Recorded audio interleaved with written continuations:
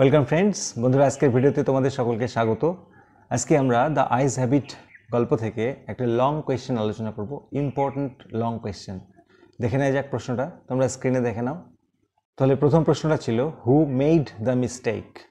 কে মিস্টেকটি করেছিল? আমরা জানি এই গল্পে কে মিস্টেকটি করেছিল। তাহলে উত্তরটা আমরা কিভাবে লিখব?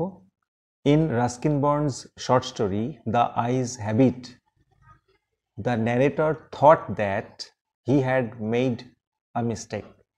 রাস্কিন বন্ডের গল্প দ্য আইস হ্যাবিটে দ্য ন্যারেটর চিন্তা করেছিল, ন্যারেটর বা বক্তা ভেবেছিল যে সে একটা ভুল করে ফেলেছিল। তার পরের প্রশ্নটা কি আছে? পরের প্রশ্নটা আছে, why did he call his action a mistake? কেন সে তার কাজটাকে একটা ভুল বলে মনে করছে? উত্তরটা আমরা জেনে নেওয়ার চেষ্টা করি।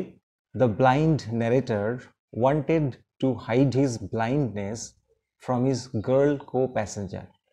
অর্থাৎ বক্তা চেয়েছিল তার মেয়ে সহযাত্রীর থেকে তার অন্ধত্বটা লুকানোর জন্য। But he mistakenly asked the girl how the outside looked like. তিনি ভুলবশত মেয়েটিকে জিজ্ঞেস করে বসে বাইরেটা কেমন দেখতে।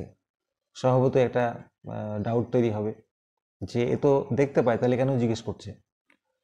দেন হি ফেল দ্যাট, তারপরে সে ভাবে যে it was a mistake to ask a foolish question like that.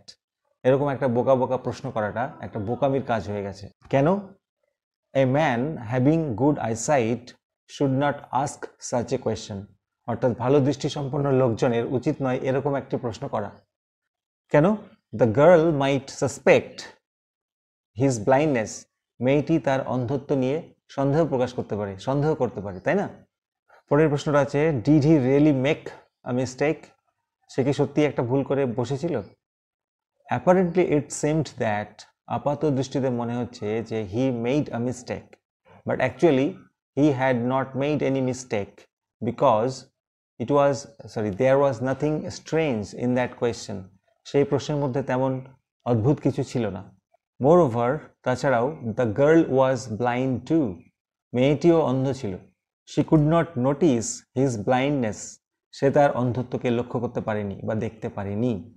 She casually asked him to look outside, সে এমনিতেই ন্যারেটরকে বলেছে বাইরের দিকে তাকাতে।